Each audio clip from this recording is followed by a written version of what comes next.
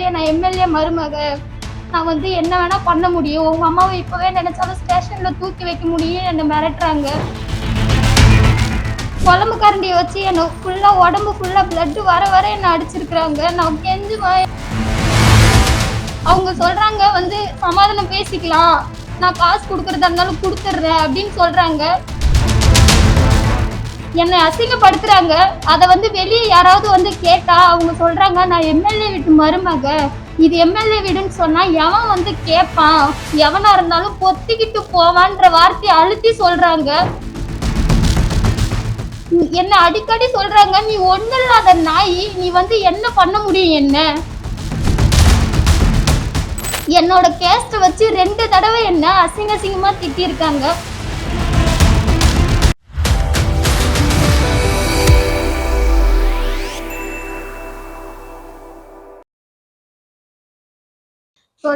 Leave இருக்கு, சரி அந்த லீவ்ல போயிட்டு நம்ம கொஞ்சம் காசு பார்த்தோன்னா நம்ம காலேஜ் படிக்கலாம், ஏதோ ஒரு இது படிக்கிறதுக்காவது ஹெல்ப்பா இருக்கும்னு தான் நான் வேலைக்கே போனேன்.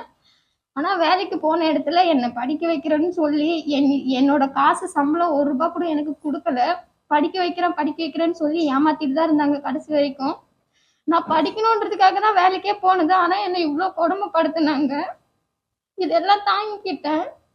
இதுக்கு மேலேயும் என்னால திரும்ப அங்க வேலைக்கு போக முடியாதுன்றதுனாலதான் நடந்த கொடுமை எல்லாத்தையுமே சொன்னேன். ஏன்னா இந்த கொடுமை எனக்கு நடந்தது, நான் அனுபவிச்சிருக்கேன். எவ்வளவு கொடுமை, எவ்வளவு வலி, எவ்வளவு ரத்தம். இது இன்னொரு பொண்ணுக்கு நடந்தா அந்த பொண்ணு எவ்வளவு தாங்குவா அப்படின்றனாலதான் நான் இதை வெளியே சொல்லணும்ன்றதுனாலதான் நான் சொன்னேன், என்ன பிரச்சனை வந்தாலும் பாத்துக்கலான்னு. என்னால முடியல வேலை எனக்கு எப்பதான் வேலை ஸ்டார்டிங் நான் போய் செய்யறேன் புதுசா, என்னால வேலை செய்ய முடியலன்னு சொல்லி நான் 2 நாள்லயே சொல்றேன் என்னால வேலை செய்ய முடியல, நான் வீட்டுக்கு போறேன்னு.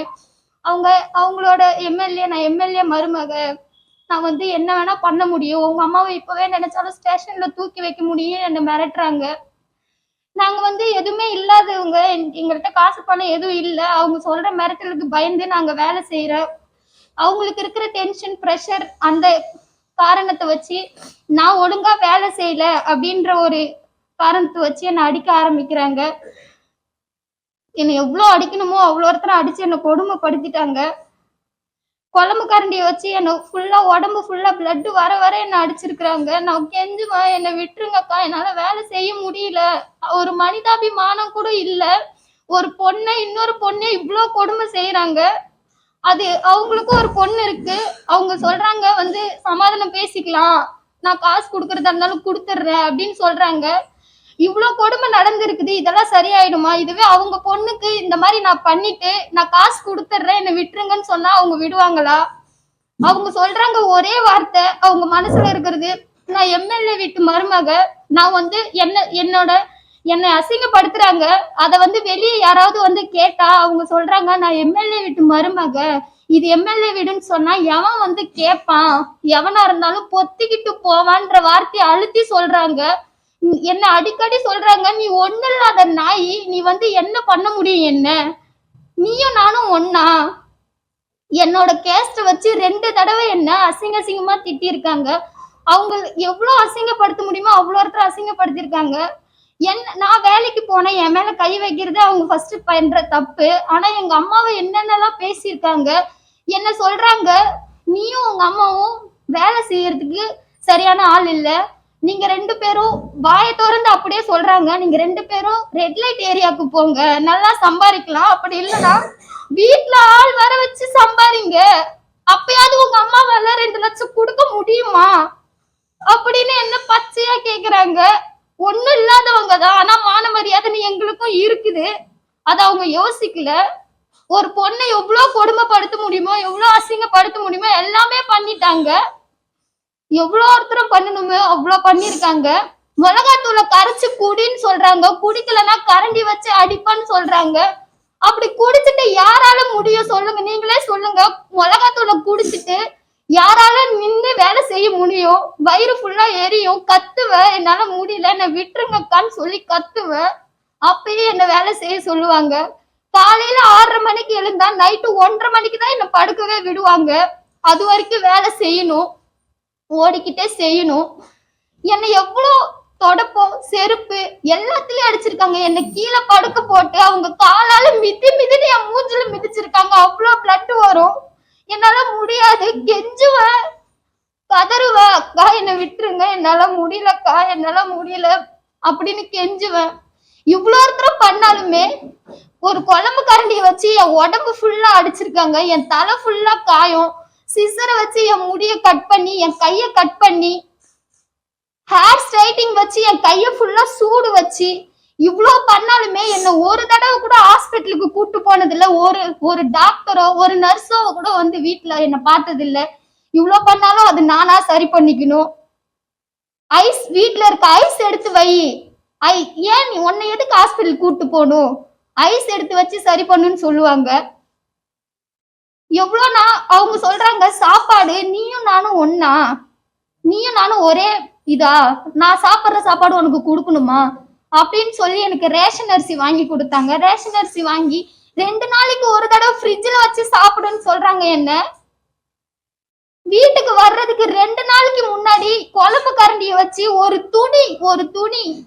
துணி காய வைக்கலன்னு சொல்லி குழம்பு கரண்டி வச்சு என் உடம்பு ஃபுல்லா அடிச்சு, என் கண்ணுல அடிச்சு வீங்கிருச்சு. எங்க வீட்டுல சொல்றாங்க, இதெல்லாம் அவளா பண்ணிக்கிட்டா, அவ கபோர்ட்ல இடிச்சுக்கிட்டா, யாரால போய் இந்த கபோர்ட்ல இடிக்க முடியும்? இவ்வளவு காயம் பண்ணிட்டு இது எல்லாத்தையும் மறைக்கிறதுக்கு எனக்கு கோன் வாங்கி கொடுத்து இதை மறைச்சிடு, அம்மா கிட்ட இதெல்லாம் சொல்லக்கூடாது. வீட்டுக்கு வர்ற வரைக்குமே சொல்றாங்க. எனக்கு 2 லட்சம் பணம் கட்டியிருக்கேன்னு சொல்லி ஒரு ஃபார்ம் ரெடி பண்றாங்க. ரெடி பண்ணி அதுல வந்து 3 வருஷத்துக்கு நான் இங்கதான் வேலை பார்ப்பேன், நான் வந்து ஏமாத்திட்டு போக மாட்டேன், அப்படி ஏதாவது பண்ணா எங்க அம்மா மேலேயோ என் மேலேயோ என் தம்பி மேலேயோ எந்த ஒரு ஆக்ஷன் வேணா எடுக்கலாம்னு சொல்லி வர்றதுக்கு 2 நிமிஷத்துக்கு முன்னாடி சொல்றாங்க. நான் எங்க அம்மா கிட்ட இதை சொல்றேன்னு சொல்லும் போது சொல்லக்கூடாது, நீ முதல்ல கையெழுத்து போட்டாதான் ஊருக்கு போக முடியும். 7 மாசம் எங்க அம்மாவை என் கண்ணுல காட்டவே இல்லை. எங்க அம்மா வந்து பாக்குறேன்னு சொல்லும் போது கூட இல்ல, நாங்க சென்னையில இல்ல பெங்களூர்ல இருக்குன்ற ஒரு பொய்ய சொல்றாங்க. எங்க அம்மா கிட்ட பேசும்போது ஏதோ ஒரு சந்தர்ப்ப சூழ்நிலை நான் சொல்லிடலாம் அப்படின்னு நினைக்கும் போது வார்த்தையை மாத்தி பேசினாலோ இல்ல ஏதோ ஒரு க்ளூ கொடுக்குற மாதிரி பேசினாலோ மியூட் பண்ணிட்டு என்ன அடிக்கிறாங்க. இந்த கையெழுத்து போட்டாதான் வீட்டுக்கு போக முடியும்னு சொல்றாங்க. நான் கையெழுத்து போட்டேன், கையெழுத்து போட்டு வீட்டுக்கு வரேன். வீட்டுல வந்து சொல்றாங்க, உங்க அம்மா இந்த மாதிரி எங்க அம்மா என்ன பார்த்துட்டு கேக்குறாங்க, ஏன் என் பொண்ணுக்கு இப்படி காயம் அடிபட்டு இருக்கு, இவ்வளவு ஒருத்தர் இருக்கு அப்படின்னு கேட்கும் போது அவங்க சொல்றாங்க, உங்க பொண்ணாதான் போய் அடிச்சுக்கிட்டாங்க. வீட்டுல வந்து என்னால சொல்ல முடியல, ஏன்னா என்ன பிளாக்மெயில் பண்றாங்க. உன் தம்பி ஸ்கூல் போகும்போது லாரி ஏத்தி கொன்னுடுவேன், உங்க அம்மாவை தூக்கி ஸ்டேஷன்ல வச்சிருவேன், உங்களால என்ன பண்ண முடியும், நீயே இல்லாத நாயி, போலீஸ் கூட நாங்க சொல்றதுதான் கேட்பான், உன்கிட்ட காசு வாங்கிடுவான், காசு வாங்கிட்டு நீ கொடுக்கவே இல்லைன்னு சொல்லிடுவான், நான் ஒரு வார்த்தை சொன்னா மட்டும்தான் உங்க அம்மாவை வெளிவிடுவாங்க, உன்னால என்ன பண்ண முடியும் அப்படின்னு கேக்குறாங்க. இதுக்கு மேல என்னால சொல்லாம இருக்க முடியல. எனக்கு நடந்த கொடுமை ஒவ்வொரு நாளும் நான் அனுபவிச்சிருக்க சித்திரவதை, என் ரத்தம் எவ்வளோ ரத்தம் போயிருக்குது, எவ்வளோ அடி வாங்கியிருக்கேன். இதுக்கு மேல போனாலும் என் உயிர் இருக்குமா இல்லையான்னு எனக்கு தெரியாது. அதனாலதான் எங்க அம்மா கிட்ட சொல்லிட்டேன். இப்ப இவ்வளோ தைரியமா வந்து சொல்லும் போது என்ன தோணுதுன்னா, எங்களுக்கான பாதுகாப்பு வேணும், எங்க அம்மாக்கோ இல்ல என் தம்பிக்கோ எந்த ஒரு பிரச்சனையும் வரக்கூடாது. நான் படிப்புக்காக போய் இவ்வளோ கஷ்டப்பட்டு வந்தேன். இந்த வருஷமே போயிடுச்சு என் படிப்பு, எனக்கு படிப்பே இல்ல, படிக்க வைக்கிறேன்னு சொல்லி என்னை ஏமாத்திட்டாங்க. அப்ப இல்லாதவங்க எல்லாருமே இருக்கிறவங்க சொல்றதான் கேட்கணும். அவங்க இப்படியே சொல்றாங்க, ஒண்ணும் இல்லாத நாயி, அவங்களோட பதவியை தான் அவங்க காட்டுறாங்க என்கிட்ட. நான் எம்எல்ஏ வீடு, உங்களால என்ன பண்ண முடியும்னு கேக்குறாங்க என்கிட்ட. எதுக்காக அடிக்கிறாங்கன்னா, அவங்களோட மோட்டிவேஷன் வந்து என்ன வந்து ஒரு வேலை சின்னதா, எனக்கு வேலை புதுசு, நான் போனது ஒரு துணி ஒழுங்கா மடிச்சு ஒரு இடத்துல கரெக்டான இடத்துல வைக்கல அப்படின்றதுக்காக அடிக்கிறாங்க. ஆனா அவங்களுக்கு டென்ஷன், ஒரு பேபி அழுவுதுன்னா கூட அதுக்கு அடிக்கிறாங்க, அவங்க பேபி அழுவுறதுக்கு. அதுக்கு நான் காரணமா? 7 மாசமா அந்த வீட்டுல நான் வேலை பார்த்தேன்.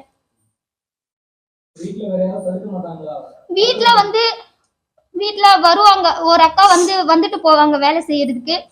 அவங்கக்கிட்ட இவங்க ரூல்ஸ் கொடுக்குறாங்க, நீ வந்து அந்த நாயை எவ்வளவுனா அடிச்சுக்கோ, என்ன வேணா பண்ணிக்கோ, நான் உனக்கு அந்த ரூல்ஸ் கொடுக்குறேன்னு சொல்லி அவங்கள விட்டு என்ன அடிக்க வைக்கிறாங்க. வீட்டுக்கு வேலைக்கு வந்துட்டு போறவங்கள வச்சு என்ன அடிக்க வைக்கிறாங்க. அவங்க வருவாங்க, கூட்டி மாப் போடுவாங்க, வந்து போடுவாங்க. இல்ல நான் ஒரு தப்பு அந்த நேரத்துல ஏதோ ஒரு தப்பு பண்ணிட்டேன்னா அவங்கள நிக்க வச்சுட்டு இந்த 7 மாசமாவே அவங்க வந்து செய்யற வேலையை விட அவங்கள நிக்க வச்சுட்டு என்ன செய்ய சொல்ற வேலை தான் அதிகம் அங்க.